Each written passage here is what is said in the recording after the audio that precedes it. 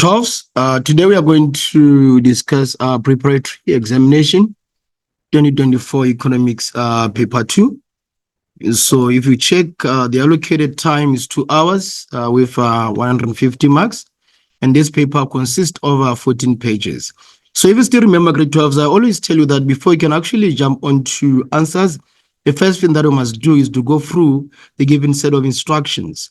And remember, following of instructions is part of the examination. If you fail to follow the instructions properly, it means that you're not going to score all the necessary or given set of marks. Okay, right. So now let's check what introductions and information. So in particular, let's check number 1. It says answer 4 questions as follows in the answer book. So now we have section section A, section B, and section C. So now section A is compulsory. It has 30 marks questions, and you're expected to answer each and every question. So now we have section B, which consists of 3 questions, but the expectation is to answer only 2 questions. And then lastly, we have section C, where you are expected to choose only 1 question from the set of questions given. So now let's jump on to the next instruction, where it says answer only the required number of questions, and then also answers in excess of the required number will not be marked. Okay, right. So also it says that number the answers correctly according to the numbering system used in a question paper. So the next one, which is instruction number 4, it reads as follows. Write the question number above each answer. Then number 5 as an instruction, read the question carefully. And then number 6, it says start each question on a new page. So now number 7, it says leave 2 to 3 lines between sections of questions. Then section 8, instruction 8 says that answer the questions in full sentences and ensure that the format, content, and context of your responses comply with the cognitive requirements of the question paper. So now moving on to the next instruction, we have instruction 9, where you are actually given that or instructed that you should use only black or blue ink. So now moving on to instruction number 10, you must use a non-programmable calculator. The last but not the least instruction is instruction 11, which says write neatly and legibly. Okay, right, grade 12. So now let's move on to question 1 or section A, which is compulsory. So now 1.1 reads as follows. Various options are provided as possible answers to the following questions. Then you're expected to choose the answer and write only a letter A to D next to the question numbers. So an example is given there that you're going to have option 1.1.1 up until question 1.1.8. So now also you are given an example on how to answer this particular type of questions. So now most people, what I've actually observed is that they love writing a letter or selecting a letter. Then after selecting a letter, they write the information that corresponds with the letter that they have actually selected. So the moment you do that, you'll be failing to follow the instructions. So then as a result, you'll be facing the disappointment. Okay, so now grade 12 to avoid disappointment, let's make sure that we follow each and every set of rule given so that we can score all the necessary marks as expected. Okay, right. So now let's check 1.1.1. It says, right, when one oligopoly reacts to the price reductions of other oligopolies, it is known as price war. Okay, so now this is nothing but a price war. Okay, right. So now let's move on to the next question. So now the next question reads as follows. 1.1.2, the cost incurred by businesses when no production is taking place is called a variable cost. Okay, right, grade 12. So now let's move on to the next question, which is 1.1.3. It says proposals on penalties against businesses which are guilty of restrictive business practices are made to the Competition tribunal. Okay, right. So now moving on to the next question, we have 1.1.4. So 1.1.4 reads as follows. It says that a market intervention that reduces the cost of production for the producers is known as a subsidy. So now it means in this regard, our appropriate option is going to be option A. So now let's move on to the next question, which is question 1.1.5 grade 12. So now this question 1.1.5 grade 12 reads as follows. The consumer price index is the inflation rate that excludes interest on mortgage bond. So now our appropriate answer in this regard is going to be B. Okay, right, grade 12s. Now let's move on to the next question. So the next question we have 1.1.6 and 1.1.6 reads as follows. A South African who travels to France to watch the Rugby World Cup is an example of tourist. So now this is nothing but outbound a tourist. Okay, or tourism. Okay, right. So now let's move on to 1.1.7. 1.1.7 reads as follow. The constant decrease in the general price level is called deflation. So meaning our appropriate answer in this regard is going to be D. So let's move on to 1.1.8, which reads as follow. Introducing waste matter into the environment is known as a pollution. Okay, so now in this regard, grade 12, you would have collected your 16 marks because each and every question carries 2 marks. Okay, right. So now let's move on to 1.2. So 1.2 reads as follows. Choose a description from column B that matches an item in column A. So write only the letter A to I next to the question numbers 1.2.1 to 1.2.8 in the answer book. So for example, you are given that for 1.2.9, the appropriate answer is going to be J. You don't write any description that appears. Okay, right, grade 12. So meaning in this regard, we have the first question that we have 1.2.1 up until 1.2.8. So now when you are answering this particular type of questions, grade 12s, make sure that you create a picture, so a bigger picture in that regard or in that matter. Make sure that you understand all the concepts or terms or terminology that appears in column A, and also you must be in the position to know which description, which feature, which characteristics, which function also correspond with the term that we have actually selected. Okay, now let's check our first question. It says loss minimizing. So in this regard, our loss minimizing, we are going to check when average revenue is between the shutdown point and the break-even point. So now it means that our appropriate answer in this regard is going to be F. So now let's move on to 1.2.2. 1.2.2 reads as follows. Economic loss. So now economic loss in this regard, we are going to check the average cost where it is greater than the market price. So now meaning our answer in this regard is going to be A. So now let's move on to 1.2.3, which reads as follows.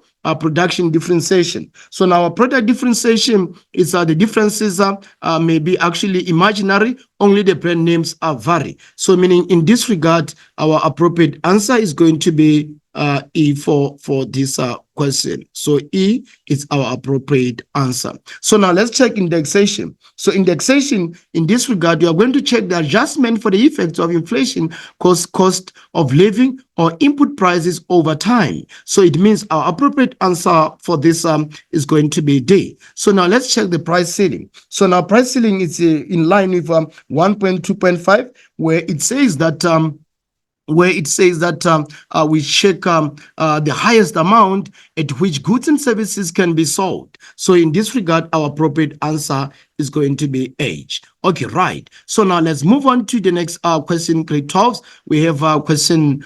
1.2.6. So now 1.2.6 reads as follows: stagflation. So now in this regard, our stagflation is in line with I, where we have the combination of high consumer price increases and slow economic growth. So now in this regard, our appropriate answer is going to be I. So now let's check paleotourism. So now paleotourism, in this regard, we are checking the travelers who want to learn about sites of a great archaeological significance. So it means that our appropriate answer for this question is going to be B. So now let's check the administered prices. So administered prices is when the cost set or controlled by the government. So it means that our appropriate answer in this regard is going to be C, great tools. Okay, right. So now, having done with 1.2, let's quickly jump on to 1.3. So now 1.3, remember, it's where you are given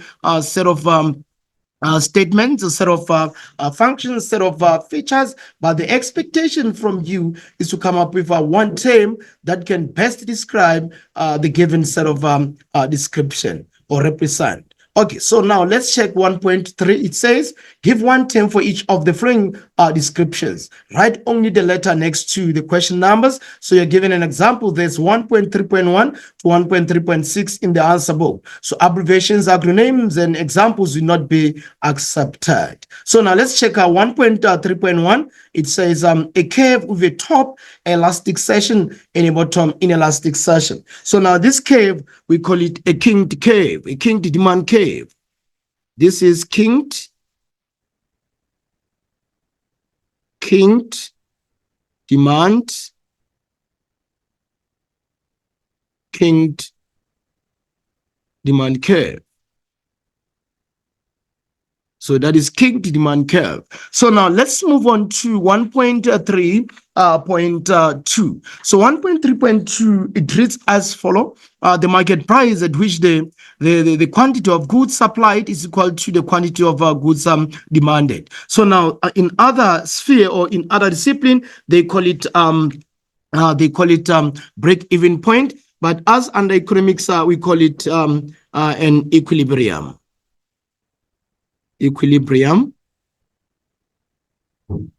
Or break-even point. Okay, right. So now let's check 1.3.3. It reads as follows: the lowest amount of remuneration that an employer is required to pay workers for the work performed during a given period of time. This is nothing but minimum wage. This is minimum wage. Okay, right. So now let's move on to the next question, grade 12. Next question reads as follows. Tourism activities that are funded and operated by the government together with the private sector. So that is a public-private partnership. Public-private partnership. Public-private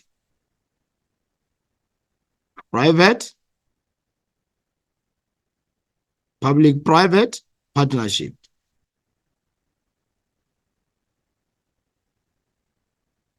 Public-private partnership. So now let's check 1.3.5. It says a measure of the rate of the change in prices of products sold as they leave the factory. That is nothing but producer price index. Producer price index. Okay, right, grade 12. So now let's check 1.3.6. It says payment made by the government to businesses to reduce activities that cause negative externalities on the environment. This is nothing but the subsidy. Okay, right, grade 12. So now at this juncture, or in this regard, we are done with our section A. Remember, section A is compulsory and consists of 30 marks. So now let's move on to section B. And if you still remember section B, you are given 3 questions, but the expectation is to answer only 2 questions, of which 1 question carries 40 marks. So now the first question reads as follows. It says that in particular 2.1 and 2.1.1, name 2 features of the demand curves of a pivot market. So if you still remember, the demand curve of a pivot market is horizontal. It is horizontal.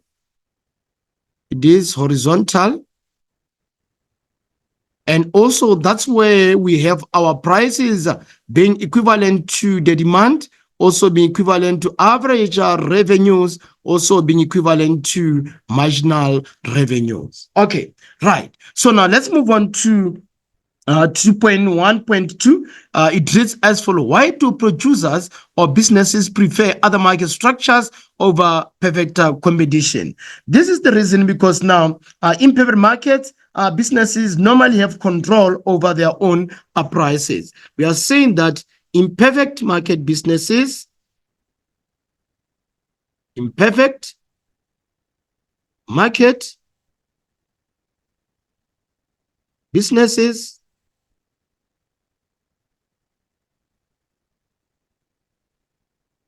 have a control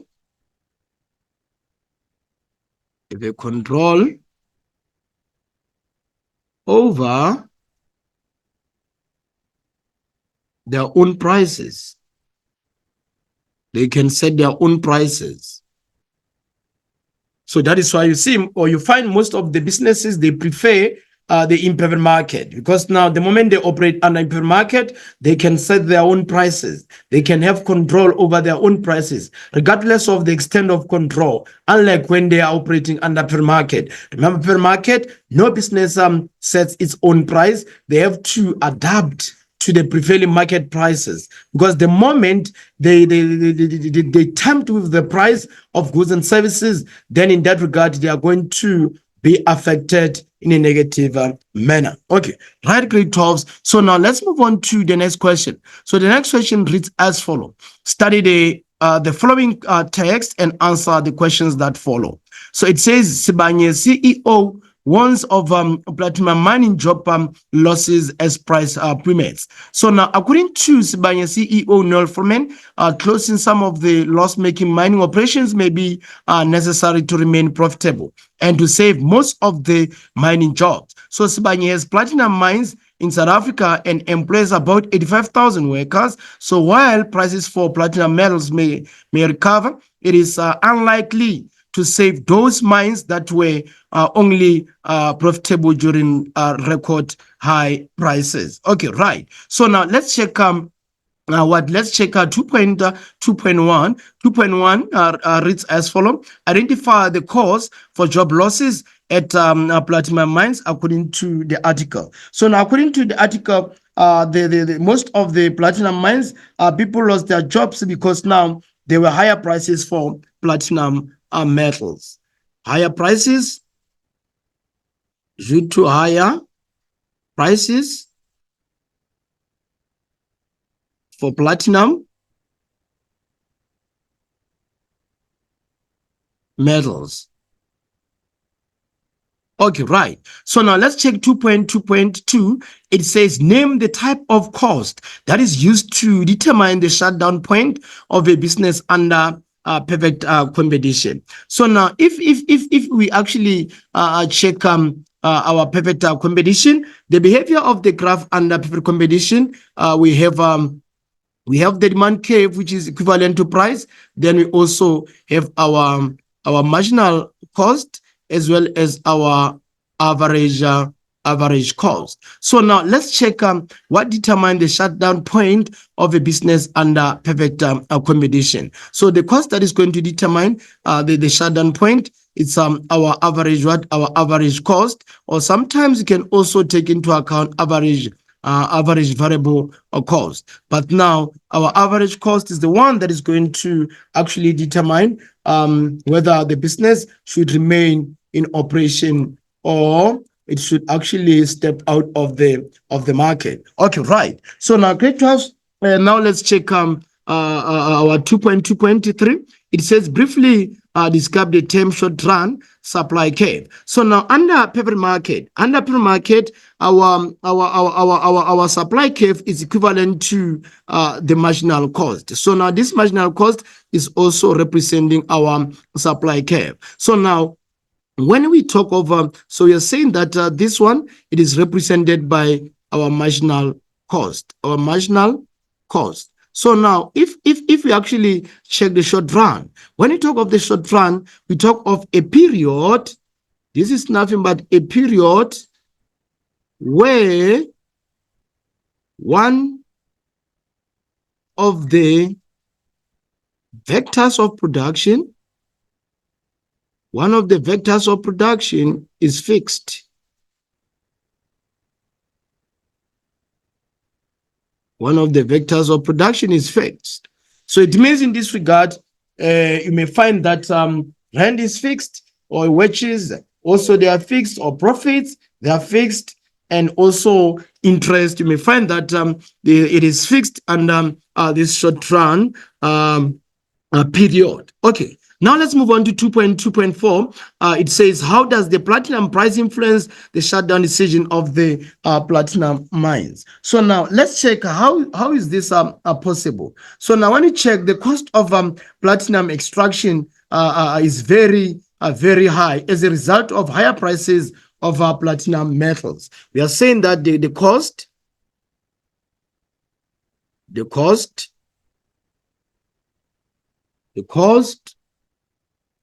of platinum, the cost of platinum extraction, the cost of platinum extraction is very high.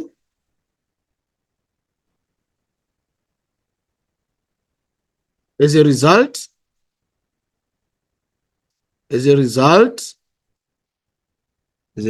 of higher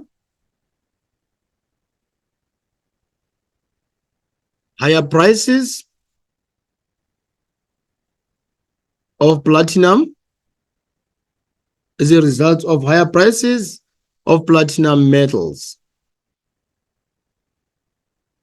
Okay, right, great tops. So now let's move on to 2.2.5. So now 2.2.5 reads as follows. How can the Sibanye mines ensure that their operations continue during a platinum prices collapse?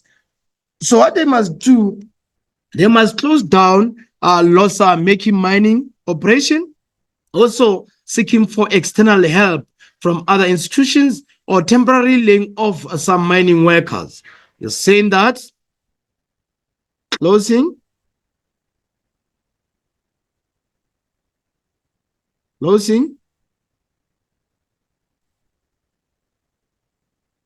down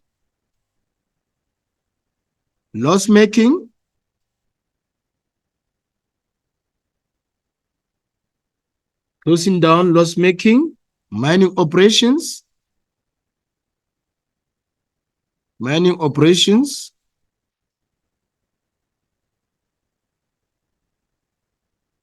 and again we have said that seeking for external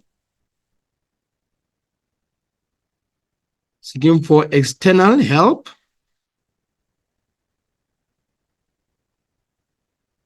from other institutions,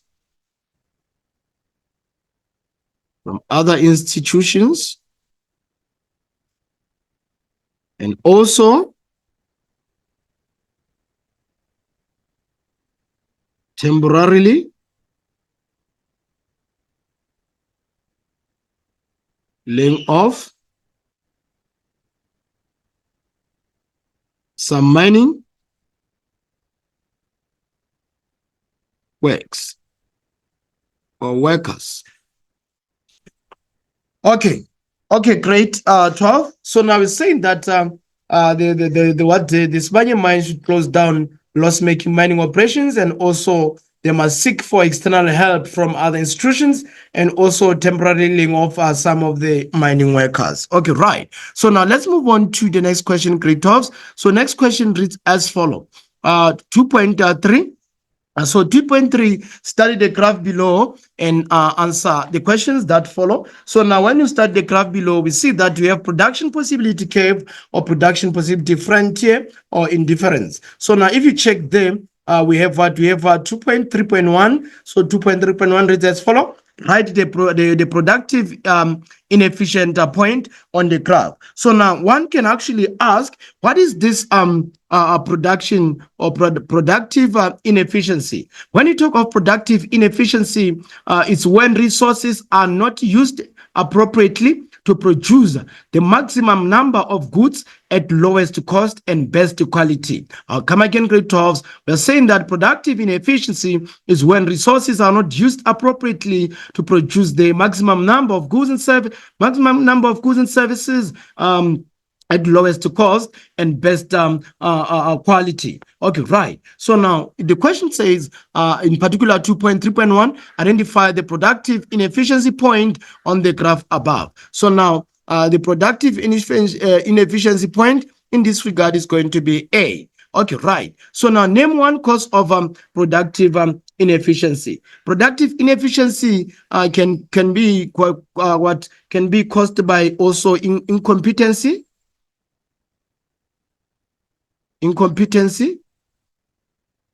and also corruption.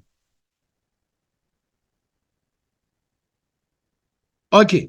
Also, it's when the resources are not fully utilized. Also, when resources are not are fully utilized. Okay. So now let's check let's check out 2.3.3. It says briefly describe the term Pareto efficiency. So now Pareto efficiency is making of one variable better off will actually result in one other variable being worse off.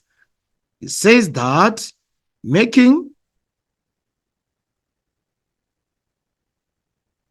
of one variable better off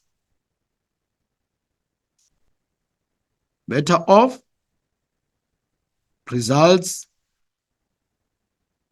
in other variable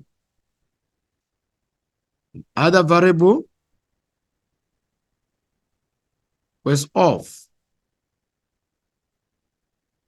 Okay, right, grade 12. So now let's move on to 2.3.4. It says explain why allocative inefficiency leads to a reduction in the welfare of consumers. So now it is because resources are not allocated in the right proportions and the product mix does not match consumers' taste. We're saying that is because resources are not allocated in the right proportions and the product mix does not match consumers' taste. We're saying that resources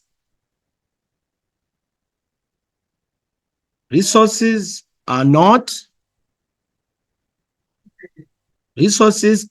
allocated.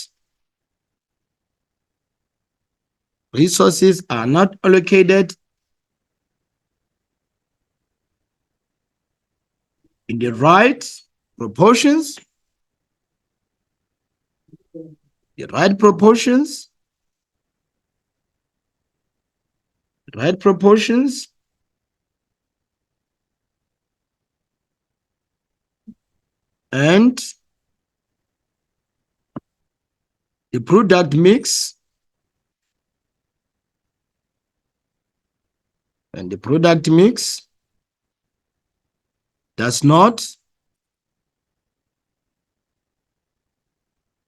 mix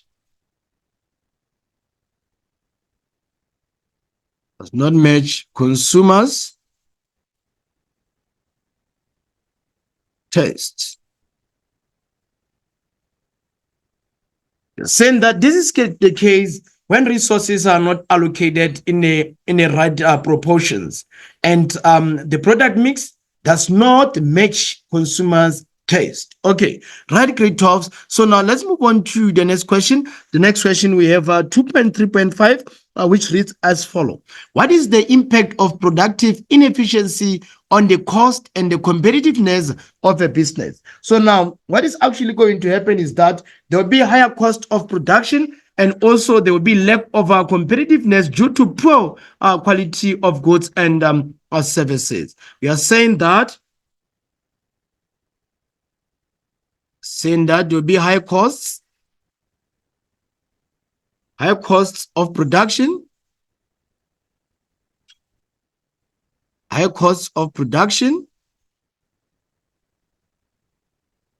and also we are saying that lack of competitiveness due to poor quality products. Okay, right. So now we're saying that there will be high cost of production and also there will be lack of competitiveness due to poor quality products. Okay, right. So now, grade 12, let's move on to question 1.4. So now question 1.4 reads as follow. It reads as follow. With the aid of a graph, explain the derivation of the demand curve for an individual businesses in the per market. So now, grade 12s, in order for you to derive a demand curve, you first have to come up with what you must first have to come up with the market graph before you get to the individual graph. So now we are actually going to say we have quantity demanded and also we have quantity supplied. So this is our equilibrium. So now we have the price as 50 rands, and then we have the quantity as 100. So now remember, we should always name our axis. So this is quantity, and then this side we have the price. So now this one we have the price. Okay, so the same thing applies here. We have the price, and then we have the quantity.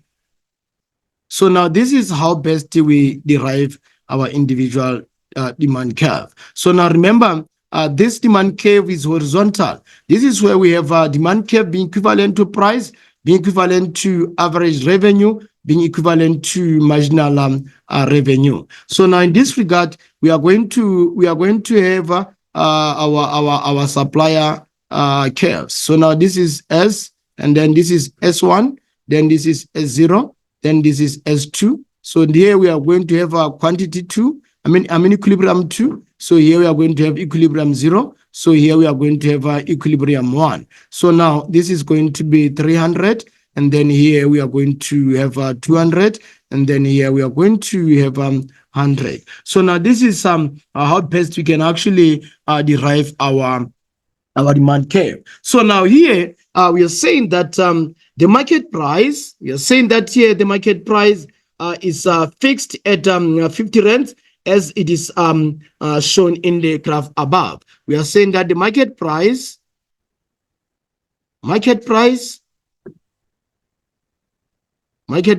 is fixed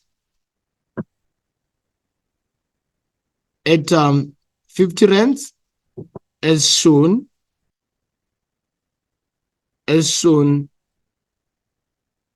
on the graphs above. Okay, right.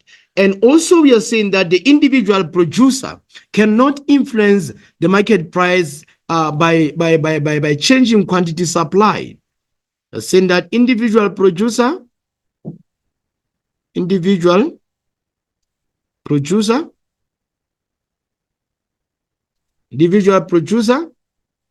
cannot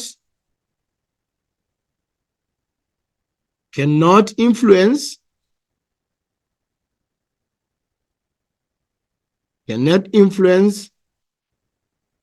the market price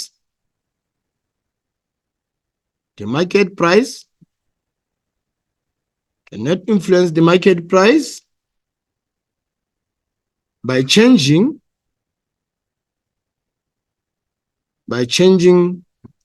quantity supplied.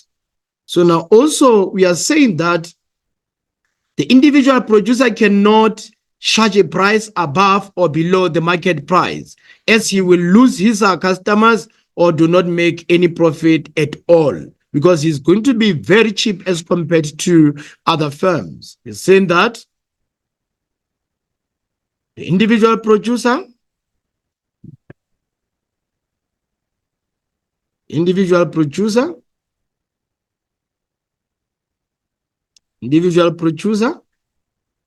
cannot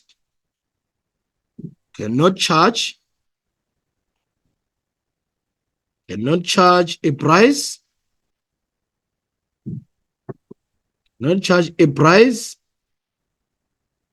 above or below, above or below the market price, above or below the market price,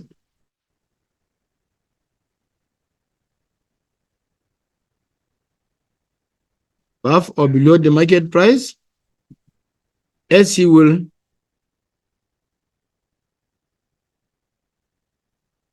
lose customers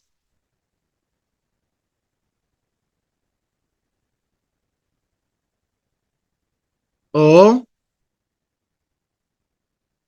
not make profit. Okay, right, grade 12. So now let's move on to the next question, which is 2.5. So 2.5 reads as follow. How can non-market costs such as environmental costs or social impact be included when conducting a cost-benefit analysis? So now, grade 12, remember, when we talk of a cost-benefit analysis, we talk of a tool that a government normally uses to weigh whether a project is worth taking. They normally check, they compare the costs of the project or the spending on the project and also the benefits on the project. So the moment they see that benefits are more than the cost, then they actually see that the project is worth taking. But now the moment the costs are higher than the benefits, that is the indication that the project is not worth taking. Okay, right. So now we are saying that they should pursue project of them despite the economic costs exceeding economic benefits. Saying that pursue projects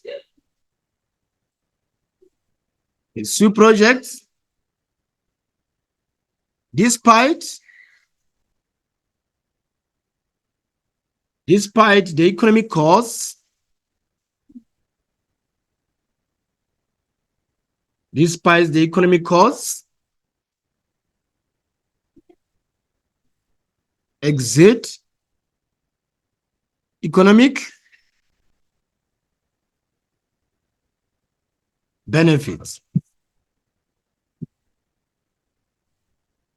And also said that identify and estimate the value of social benefit to the society. Saying that identify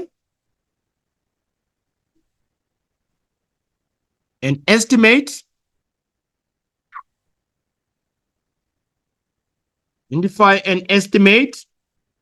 the value of the social benefits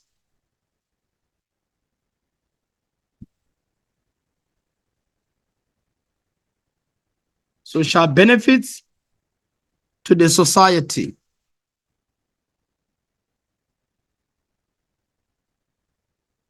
Again, we are saying that compare the total cost of production to the benefits to the society. Compare the total cost of production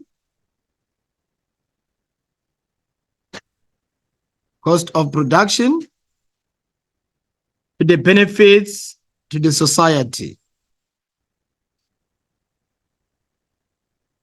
The benefits of the society. And again, compare the cost-benefit ratio for different set of project. Compare the cost-benefit ratio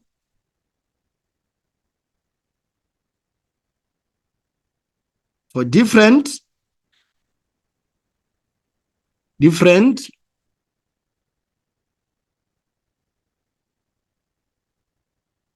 sets of projects. Okay, right. So now let's move on to the next question, grade 12. So now the next question, we have question 3. So now Surely, guys, you did understand what was expected of you in this question. So now let's move on to question 3. So now question 3 reads as follows. Answer the questions as expected. So now let's check 3.1. So now in particular, we are going to check 3.1.1. So now 3.1.1 says list any 2 international protocols on the environment between 1990 and 2016. So now the protocol that we can actually refer to is the Kyoto Protocol and Stockholm Protocol. The protocols that we have here, we are saying that we have Kyoto Protocol, and also we have Stockholm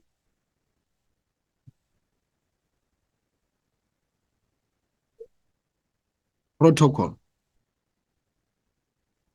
Okay, right. So now let's check 3.1.2. It says, how does tourism contribute to climate change? So now it can contribute to climate change if tourists use of non-friendly products that chemical waste such as greenhouse gases, of which that actually destroy ozone layer. You're saying that use of non-environmental friendly, non-environmental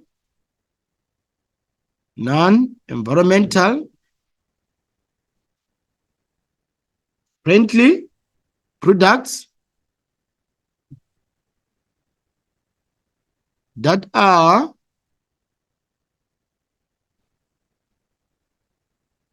chemical waste,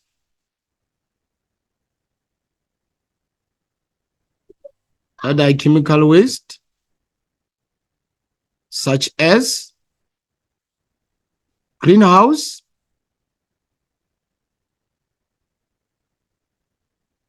greenhouse gases,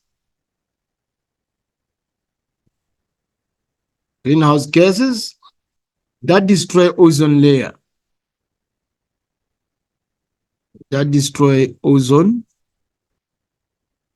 layer, Okay, right. So we are saying that use of non-environmental friendly products that are chemical waste, such as greenhouse gases that destroy ozone layer. Okay, so now let's move on to the next question. The next question we have 3.2. So 3.2 reads as follows. Study the information below and answer the questions that follow. Study the information below and answer the questions that follow. So we have tourism programs. So we are given that our government knows that local and international tourists who visit South Africa help create jobs. So for every 8 tourists who visit the country, 1 job is created. So there are programs to train people in skills related tourism, like tour guiding, game bringing, and also nature conservation. So this there are also tourism programs to develop and improve small businesses. Okay, right. So now also we have the information with regard to our tourism offers opportunities for many of us to improve our lives. So some people have been trained to become local tour guides, and some have opened bed and breakfast guest houses or restaurants. So others sell arts and crafts to tourists. Okay, right. So now let's check out 3.2.1. 3.2.1 reads as follows. Identify one opportunity brought by tourism to develop entrepreneurship in South Africa. So now this tourism brings programs to train people in skills related to tourism. Programs,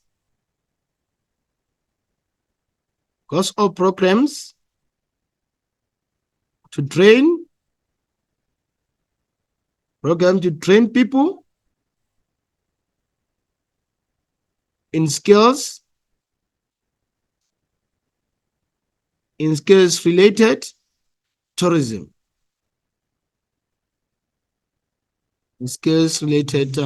Tourism. So now let's check 3.2.2. 3.2.2 says what? Name one career related to tourism. So now people can actually be what? Tour guides.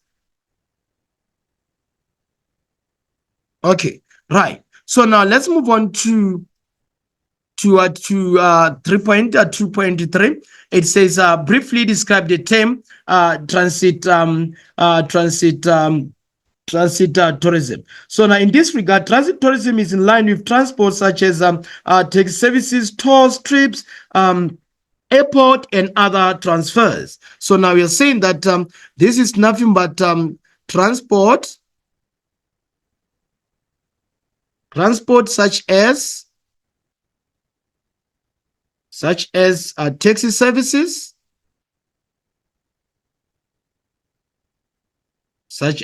services,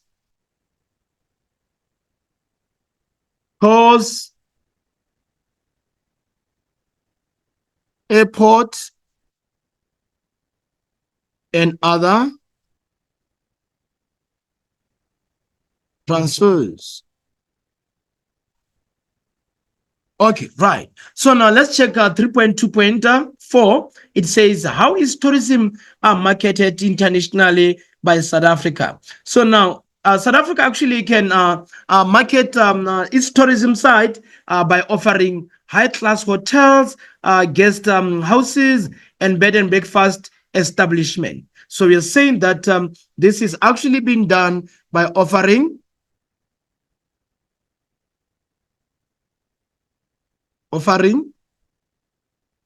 high class hotels,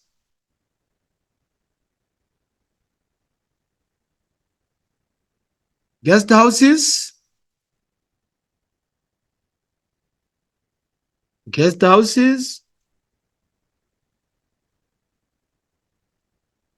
guest houses, and bed and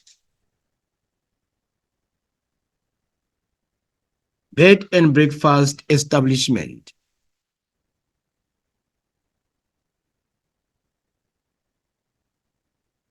Okay, so now let's move on to 3.2.5. Reads as follow. How can tourism reduce gender inequality in South Africa?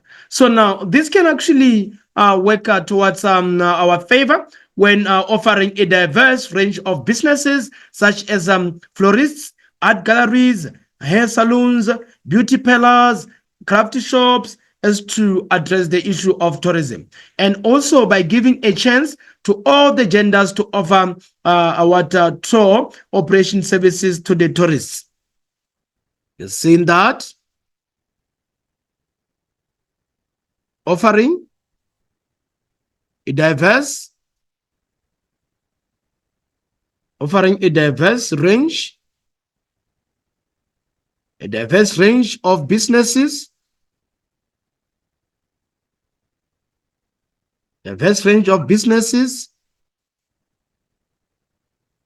such as florists, art galleries,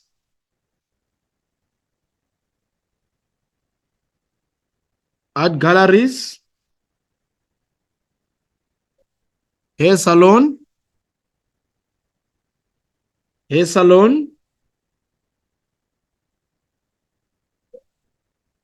beauty parlors,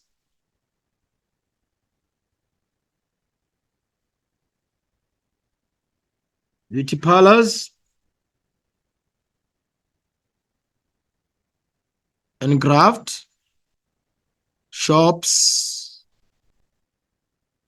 And also we are saying that giving out a chance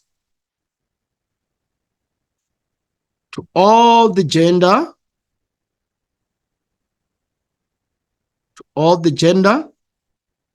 to offer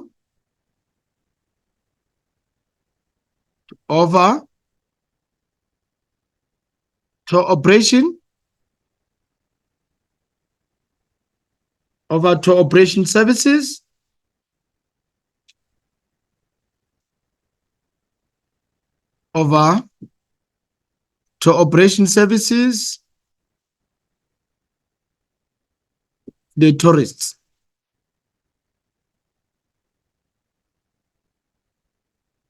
Okay, right, grade 12. So now let's move on to the next question. The next question, we have question 3.3. So now question 3.3 reads as follow. Study the graph below and answer the questions that follow. So now if you check, we have the price levels. Also, we have the reliable. So now 3.3.1 reads as follow. Identify the cause of inflation in the graph above. If you say the inflation here is caused by the increase in the prices from P1 to P2. So meaning in this regard, our inflation has been caused by the what? Increase in price. Increase in price from P1 to P2. Okay. Right, grade 12. Then let's move on to the next question. The next question, we have 3.3.2. Name the type of inflation that excludes highly volatile prices. So now the type of inflation is core inflation. This is core inflation. Okay, right. So now briefly describe the term all-inclusive inflation. So that is question 3.3. So now 3.3 is reads as follow. So now when inflation is calculated using the prices of all final goods and services produced in a certain year, and not only select a basket of goods and services. You're saying that this is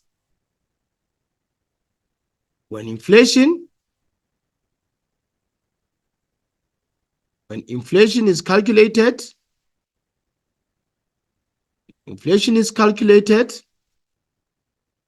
using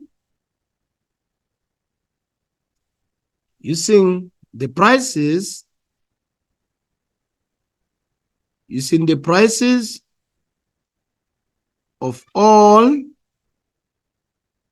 final goods or services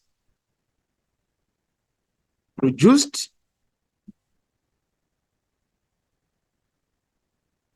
in a certain year,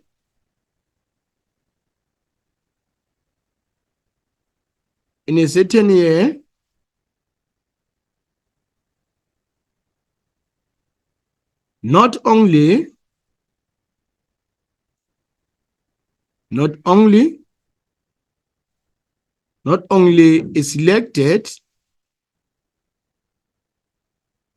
a selected basket of goods,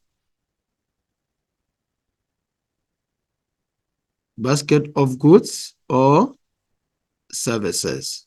So we are saying that all-inclusive inflation, it's when inflation is calculated using the prices of all final goods and services produced in a certain year, and not only a selected basket of goods and services. So now let's move on to 3.3.4. So now 3.3.4 reads as follows.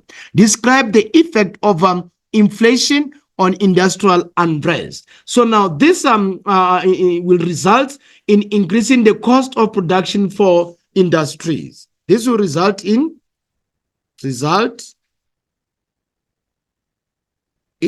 increasing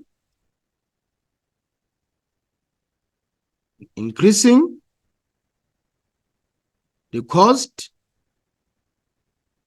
of production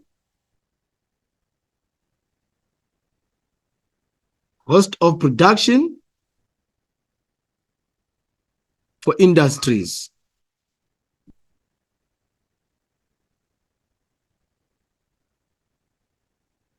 Okay, right.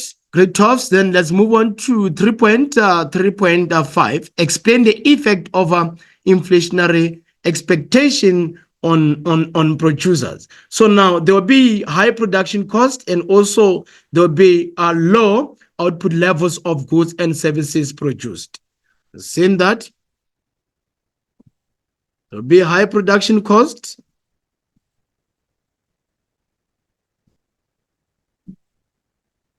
and also you're saying that low output levels of goods and services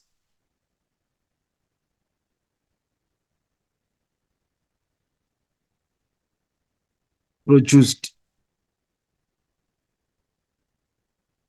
Okay, right, great talks. So now let's check the next question. The next question we have 3.4. So 3.4, you're expected to give the distinction or the differences between the fiscal policy and the monetary policy. So now, grade 12, if you still remember, whenever we talk of fiscal policy, we have fiscal policy, and then we also have monetary policy. So now an institution that is in charge of fiscal policy is the government. Government in charge. So here we have a South African Reserve Bank in charge. So now, under fiscal policy, two instruments are used, which are taxation and also government spending.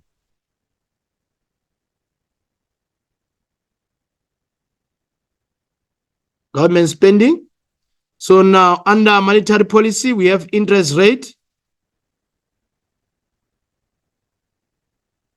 And then also we have money supply. Okay, right, great talks. So now these are the policies that are normally used there by different set of institutions, so as to stimulate the flow of goods and services. Okay, right, great talks. So now let's check 3.5. So now 3.5, what is the impact of exchange rate on tourism? So now when you talk of exchange rate, remember, we check how best we can match different set of currencies from different set of countries. So now if we check the moment you have higher exchange rate, if the exchange rate is very high, it will results in poor tourism, because it is very expensive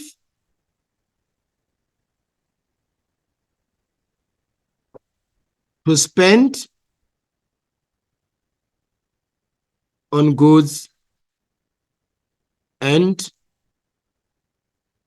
services in that particular country. So now also let's check if we have low exchange rate.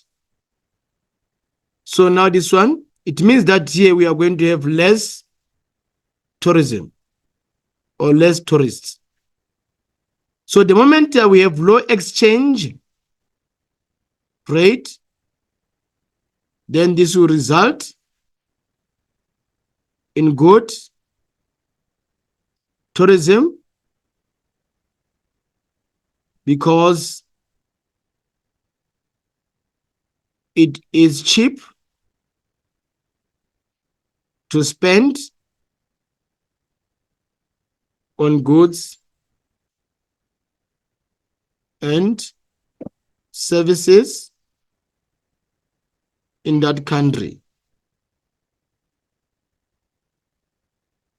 Okay, right. So now we're saying that this is going actually to be an impact, because now the moment the exchange rate is very high, that will result in poor tourism, because it is very expensive to spend on goods and services, hence lesser tourists. But the moment we have the exchange rate that is very, very low, so now that will result in good tourism, because it is very cheap for the tourists to spend on buying goods and services. So in regard, that is going to benefit them. Okay, right, great jobs. So now at this Janja, I would love to say, okay, guys, thank you very much. We are done with question 3. Let's move on to the next question, which is question 4. So now question 4, remember, also you're expected to spend less of your time here, and then roughly 30 minutes under each and every question. Okay, right. So now let's check out 4.1, answer the following questions. So now the first one says, list any 2 World Heritage Site. So now the World Heritage Site that we can talk of, we talk of Pyramids of Egypt and Robben Island in South Africa. So now you're saying that here, one of the World Tourist sites, we have pyramids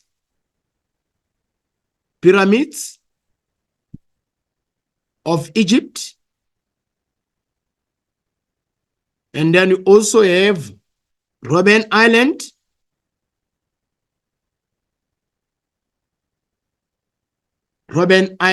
in South Africa.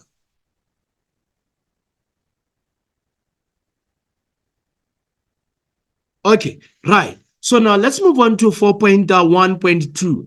How does the imperfect distribution of income wealth contribute to market failures? So now there will be few people who demand for goods and services, and also supply in that regard will be higher than demand. You're saying that?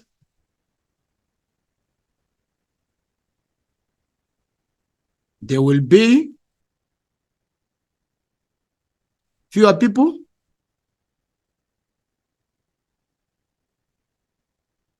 in demand of goods and services,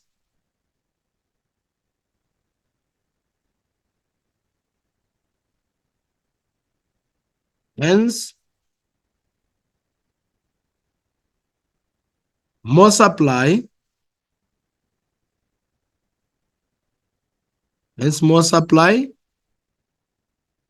than demand. There will be fewer people in demand of goods and services, hence more supply than demand. And remember, the moment there's a mismatch between the supply and the demand of goods and services, that is what market failure. Because in order for the market to be perfect, demand and supply should always be equal. Why should it be the case? Because that is the indication that whenever businesses produces, whenever businesses produce goods and services, the customers should demand or buy all of those available goods and services. There shouldn't be any waste at all. The moment we have any mismatch or any difference between the two, so then in that regard, it means that we are having a market failure. Okay. Right, grade 12. So now let's move on to 4.2. So 4.2 reads as follows. Study the cartoon below and answer the questions that follow. So now we have Exchange Square.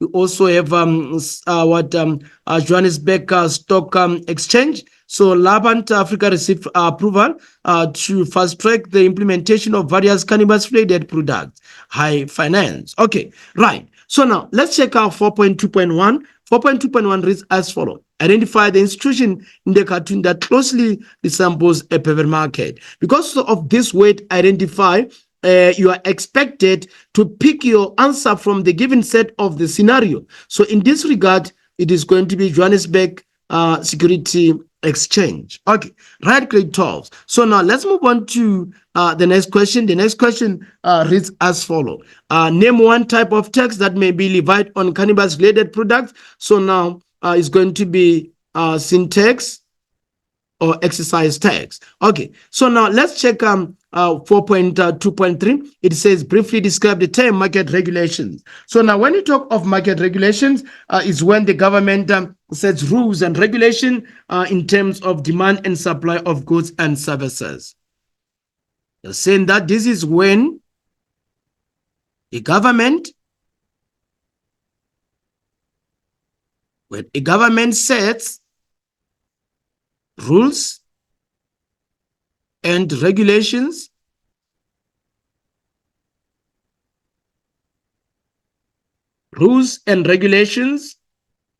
in terms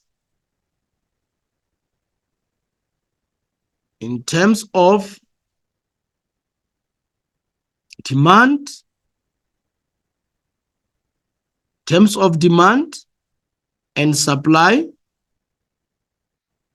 of goods or services. Okay, right, grade 12. So now let's move on to the next question. The next question we have 4.2.4. Explain why a tax on cannabis could help prevent overconsumption or abuse if legalized without any restrictions. Okay, the price of cannabis will increase, resulting in the discouragement of its consumption. We are saying that the price of cannabis,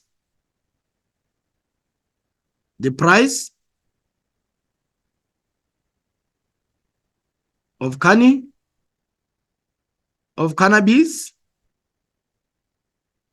will increase,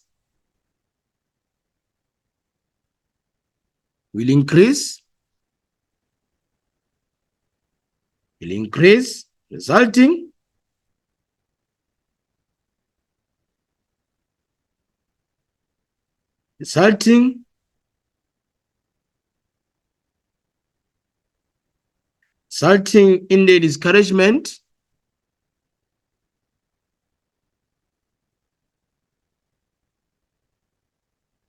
of its consumption.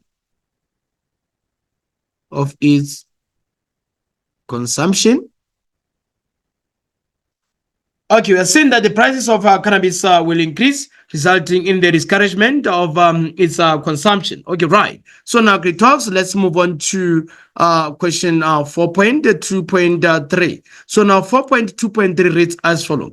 Evaluate the externalities of legalizing cannabis on the South African economy. So legalizing cannabis on the South African economy will increase the revenue pool for the government, as cannabis firms will be paying tax to the government. And also, this is going to broaden our agri business, as most of farmers will be engaged in growing cannabis, as the demand will be very high. Okay, right.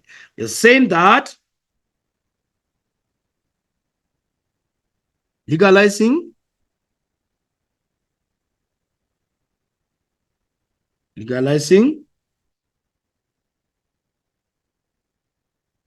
cannabis in South Africa will increase the revenue pool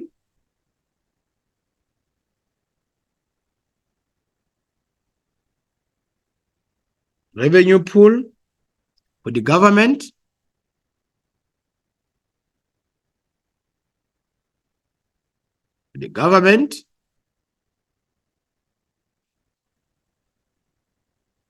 as cannabis firms will be paying tax.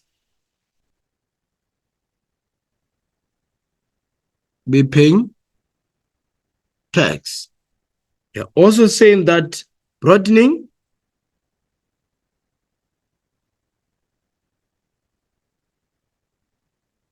our agri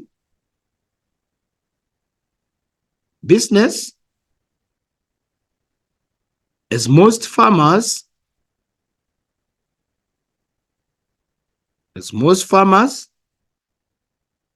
will be engaged. Most farmers will be engaged in growing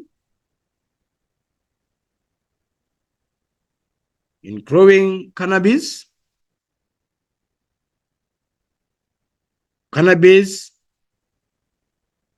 as the demand will be higher.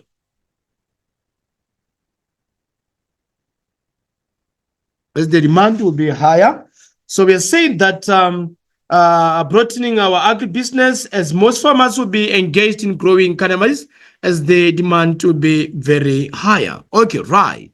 So now let's move on to the next question. So the next question we have 4.3. Then 4.3 reads as follows. Study the information below and answer the questions that follow. So now the information that is given is saying that the inflation dilemma on travel and tourism. After being struck by lockdowns during the coronavirus COVID-19 pandemic. So the industries are commonly associated with the travel and tourism sector are affected by global inflation. So now the economic impact of the Russia-Ukraine war and supply chain disruption have contributed to the increasing price of global monthly crude oil and the rise in energy and food costs. So overall, these circumstances are causing a surge in travel-related costs and reducing the purchasing power of the tourists. Okay, right. So now, 4.3.1 reads as follows. Identify negative impact of inflation on tourism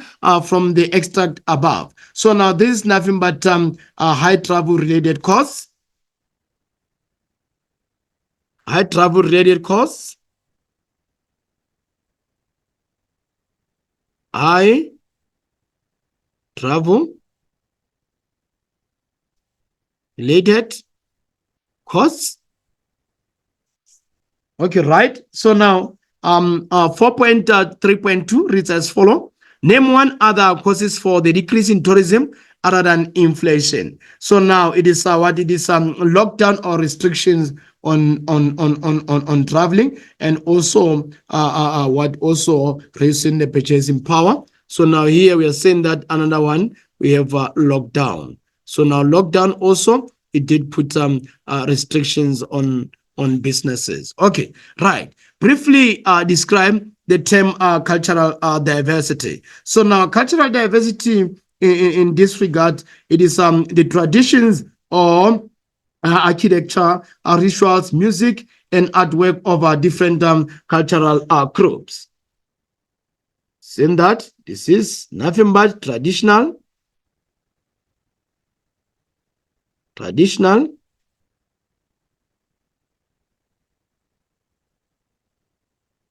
then also have architecture, rituals, music,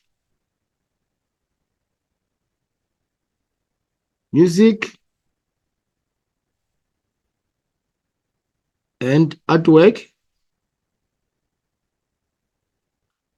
of different cultural groups,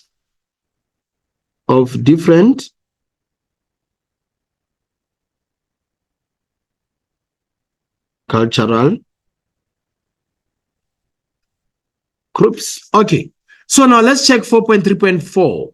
Describe the effect of tourism on infrastructure development. So now there will be what an improvement in communication technology and information services. Improvement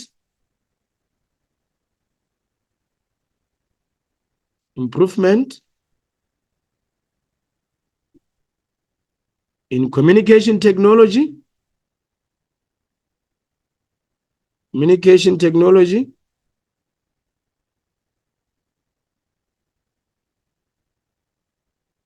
and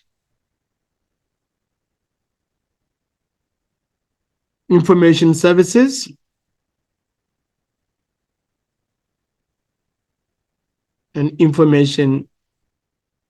services. Okay, right. So now let's check 4.3.5. How can indigenous knowledge systems contribute to promoting tourism?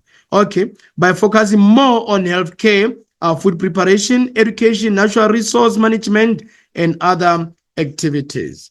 Saying that, focusing more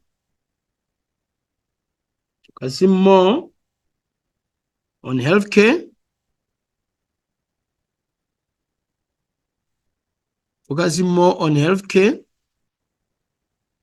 food preparation,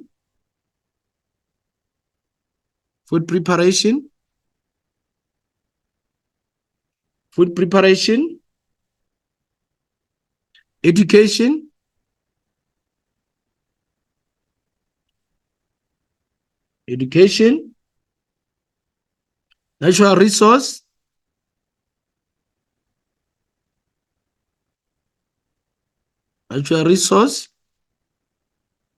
natural resource management, and other activities. Other activities. Okay, right, grade 12. So now let's move on to question question 4.4. So now question 4.4 reads as follow. So question 4.4 reads as follow. It says explain how prices output are determined under monopolistic competition. So now under monopolistic competition, no firm can fix the price but has some influence over it. And also a decrease in price will cause an increase in the quantity demanded for the product. So now also on the output side, under the condition of monopolistic competition, the output is influenced by the action of the business or how the business plays its strategies, and also the packaging of a product can make it different from other similar products. Okay, right. So now we're saying that no firm can fix, no firm can fix the price, but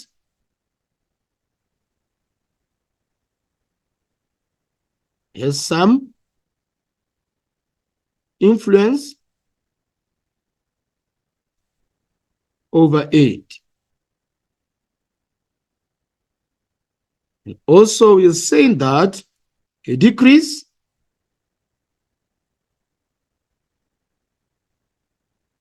in price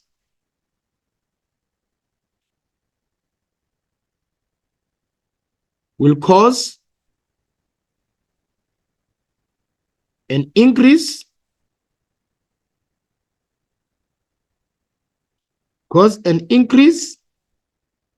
in the quantity demanded. In the quantity demanded.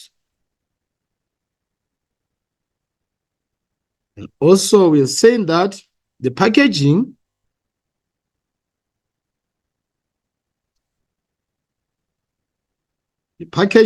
of a product, packaging of a product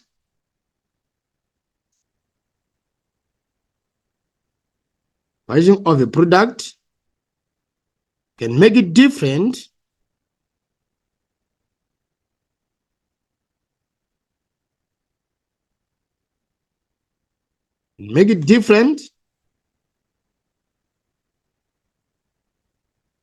from other similar products.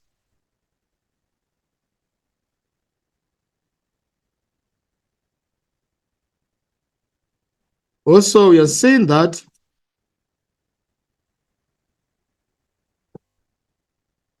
under the condition of monopolistic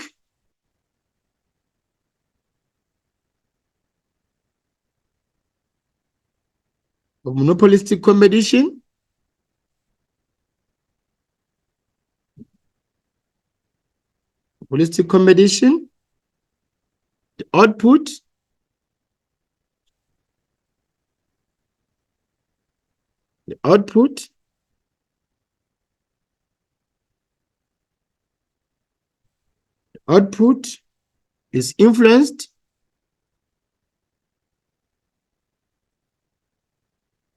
the output is influenced by the action of a business. Okay, grade 12. So now let's move on to 4.5. So now under 4.4, we're saying that no firm can fix the price but has some influence over it. So now a decrease in price will cause an increase in the quantity demanded. So also we're saying that the packaging of a product can make it different from other similar products. Also, under the condition of monopolistic competition, the output is influenced by the action of a business. Okay, right. So now let's check 4.5, which reads as follows. How are local people marginalized in how are local people marginalized in popular tourist areas? Okay, so now this can be the reason. The spending by tourists means income to households because of salaries and wages they earn through employment or from opening their own enterprises. So now also the infrastructure created for use by the tourists is also available for use by local people. And also a direct spin-off from tourists is the impact on cultural and social knowledge and enjoyment. And also, we are saying that the culture, arts, tourism, hospitality, and also sports sector, education and training authority offers learnerships for various jobs required in tourism. Okay, so now we're saying that the spending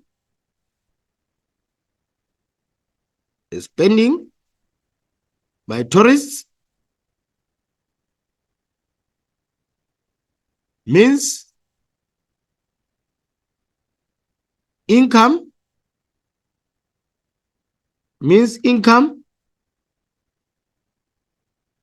to households, because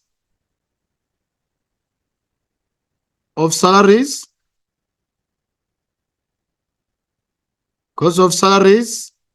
and wages they earn through employment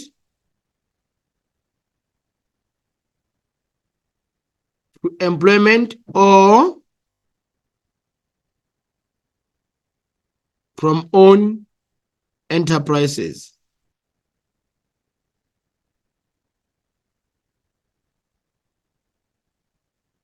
And also we are saying that the infrastructure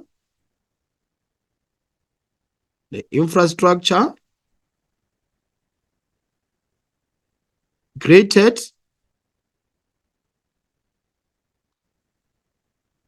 for use by tourists is also available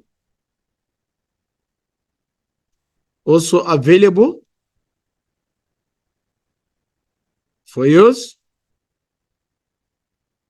by local people. And also we're saying that a direct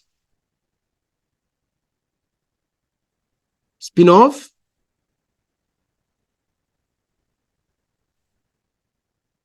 from tourism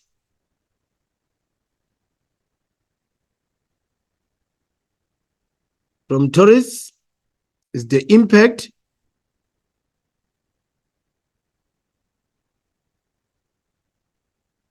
on cultural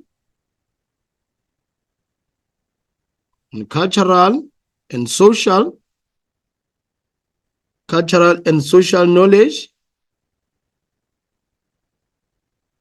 and enjoyment.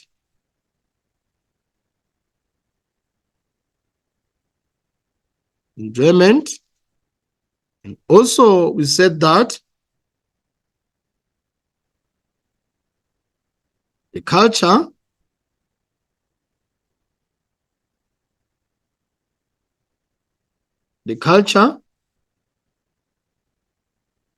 arts, tourism, hospitality,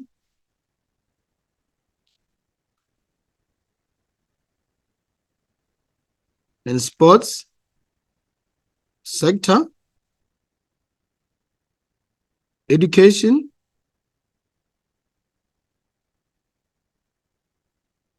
and training authority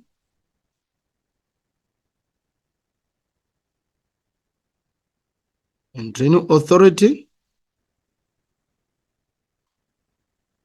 offers learnerships for various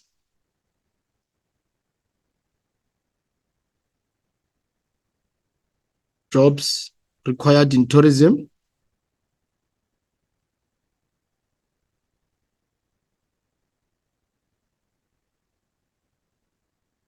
Okay, right, great off. So now you're saying that the culture, arts, tourism, hospitality, and sports sector, education and training authority offers learnerships for various jobs are required in tourism. And also a direct spin-off from tourists is the impact on cultural and social knowledge and enjoyment. And also the infrastructure created for use by tourists is also available for use by local people. And then also the spending by tourists means income to household because of salaries and wages. They earn free employment or starting their own enterprises. Okay, so now grade 12 at this level. Now we are done with section B. Let's quickly move on to section C. Okay, so now section C reads as follows. Answer one of the two questions in this section, and now you are expected to follow the guideline on the is a structure. The introduction should always be there and allocated 2 marks. And also you have the body, of which the body comprises of main body and additional part. So now main body is allocated 26 marks, and then also additional part is allocated 10 marks. Then lastly, you're expected to conclude or write the conclusion. So now that conclusion, you're expected to go home with a maximum of 2 marks. Okay. Right, grade 12. So now let's move on to let's move on to question 5. So now question 5 is in line with monopolistic and the likes. Okay, monopoly and the likes. Okay, so now let's check what we are actually going to do. From whatsoever information or guidelines from above, we have to come up with our introduction. So now these two, they form our main body. So now of which this 26 marks is our main body, and then this 10 marks is our additional part,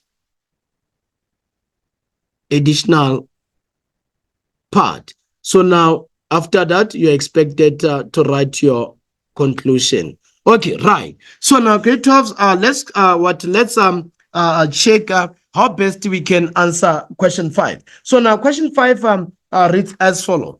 Discuss in detail the various short run profit and losses possibilities of the monopoly with the aid of graphs. So briefly explain the long run equilibrium without the use of a graph. Okay, so now grade 12, what we are going to do here, I'm going to start with our introduction of 2 marks. So now I'm going to define monopoly. So now in this regard, we're going to say monopoly is a market structure with one seller or producer which sells unique product with no close substitute. So that is your introduction. So in that introduction, you get your 2 full marks. Okay, right. So now let's check what economic profit and economic loss. So now I'm going to utilize this space for economic profit, and then also is going to be economic loss. So now let's check how the graph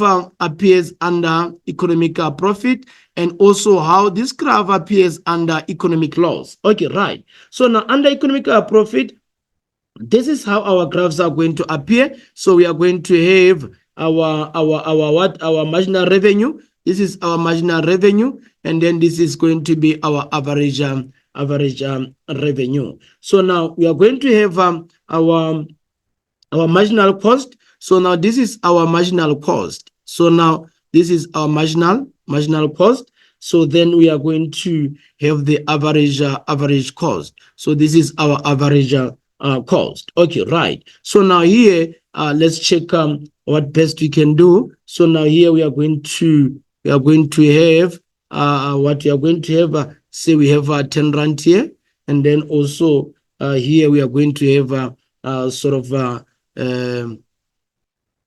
quantity, and then our quantity, let's say our quantity is 100. So now this is our quantity, and this side is our price. So now we are going to have what we are going to have the price from 0. So now this is going to be our 0 from the price. So now also we are going to have what we are going to have economic laws. So now under economic laws, this is our graph, which is marginal revenue. This is marginal revenue, and then we are also going to have our average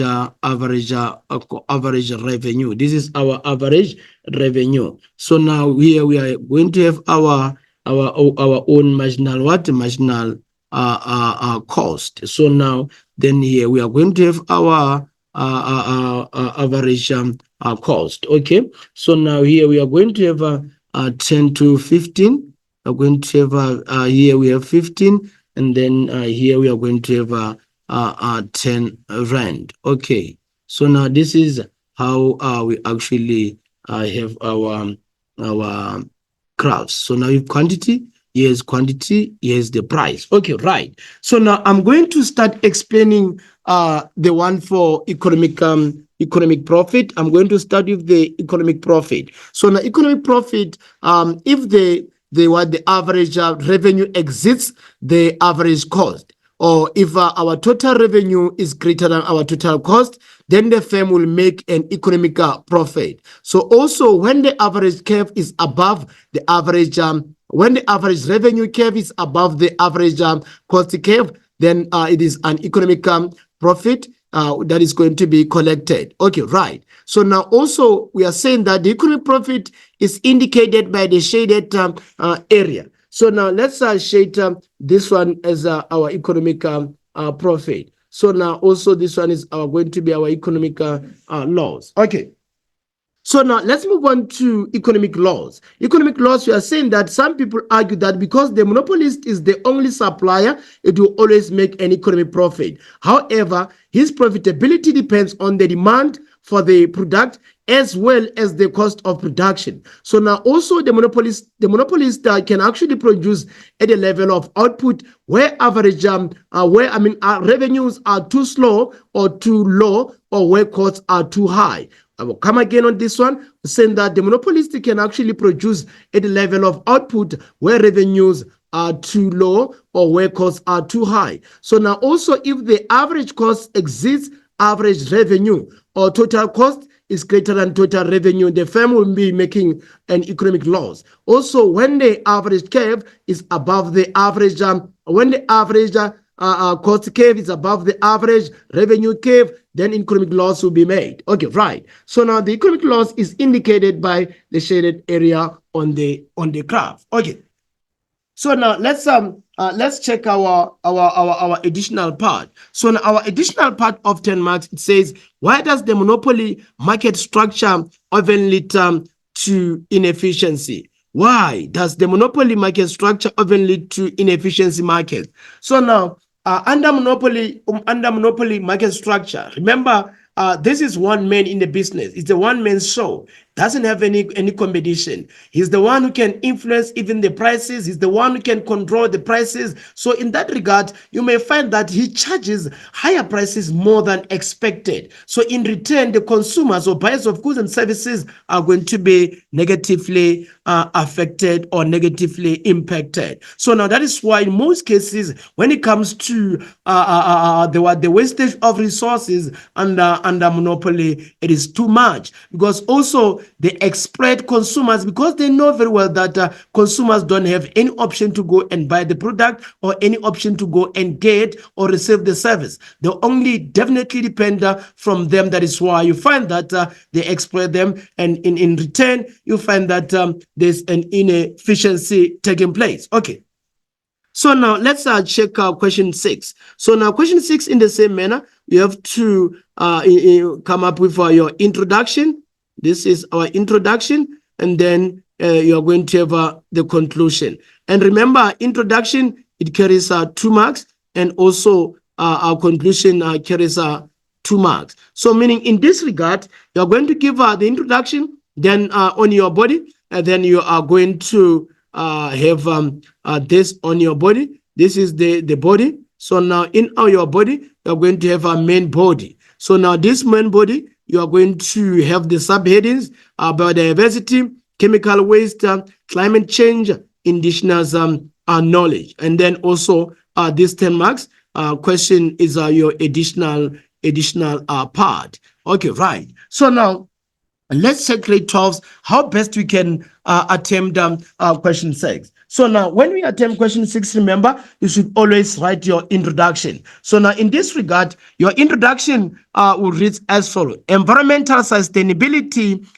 involves the maintenance of the natural environment in order to ensure that resources of a good quality are available to support life and continued economic activity.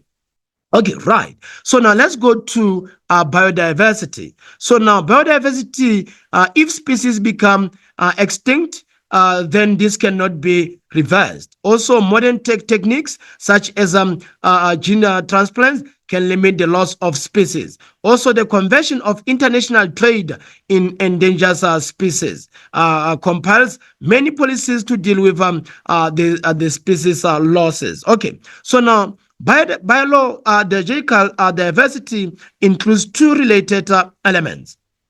The amount of genetic variety among individuals within a single species, the number of species within a community of organism. Then due to species extinction, the diversity of the forms of life that inhabit the planet in decreasing at an unprecedented rate. Okay, right. So now these distinctions are occurring at precisely the moment in history when we will be able to take advantage of the gene pool of plant diversity. Okay, right. So now also modern techniques now make it possible to transplant desirable genes from one species into another and creating species with new characteristics such as enhanced resistance to disease or pests. Okay, another one says that the gene pool must be diverse to serve as a source of donor genes, and also trade in endangered species is prohibited internationally.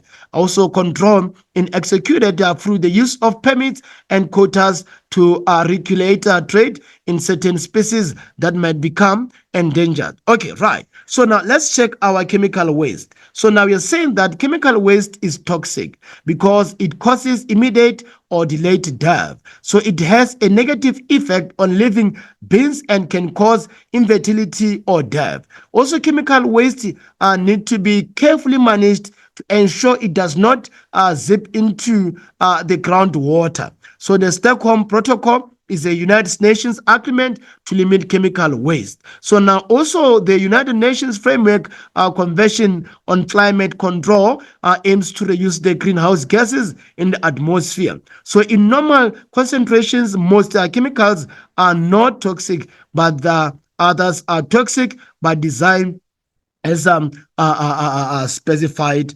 or discussed. Okay, right. Also, in excessive concentrations, even a small substance can become toxic, such as medicine in incorrect dosages. Okay, right. So now let's check our climate change policy or the adaptation of the climate change. So now global warming primarily cause climate change. So now this climate change can be reversed through widespread international cooperation or also sharing weather information and weather patterns, agreeing on limiting pollution and banning chemical products such as greenhouse gases that damage the ozone layer.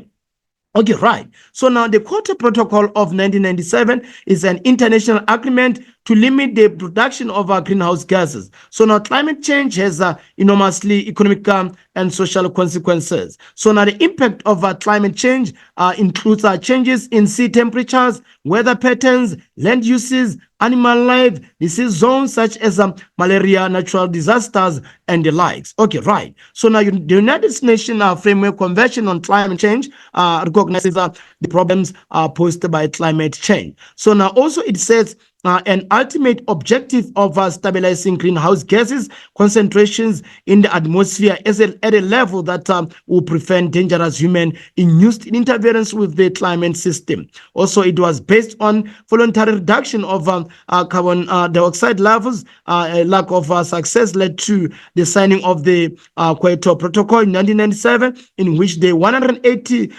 signatories agreed levels. So now the objective was to reduce greenhouse gas emission by average of 5 to 2% by the year 2012. Okay.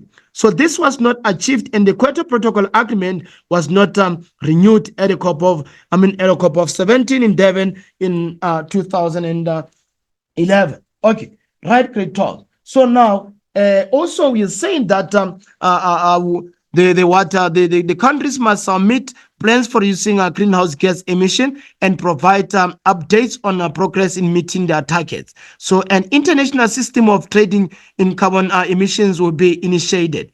Industrialized countries will be able to claim credits for removing carbon dioxide from the atmosphere through such actions as planting and managing forests and changing farming practices. So countries failing to meet their first targets by 2012 will be penalized. So now industrialized countries will provide some financial assistance to developing countries to help them adapt to climate change and to provide new technologies.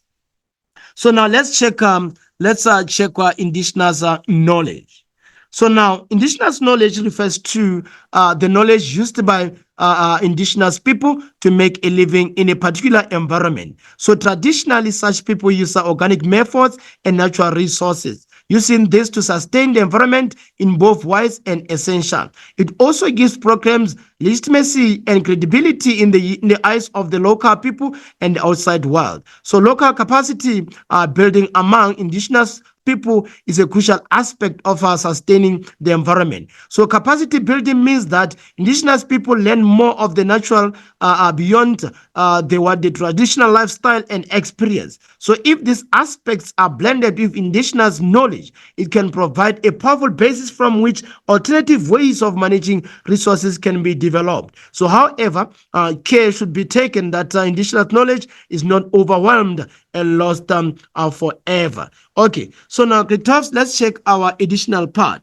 Our additional part says critically discuss why the market fails to ensure sustainability. So now the market is driven by the self-interest, which is why sustainable development does not always occur in a free market environment. Also, industries or individuals use the environment for their own benefit without any concern for social cause. So market-related measures are designed and to use the price mechanism to battle the effect. So it is based on incentives that are charged or imposing taxes on polluters according to the rent value of the damage they do.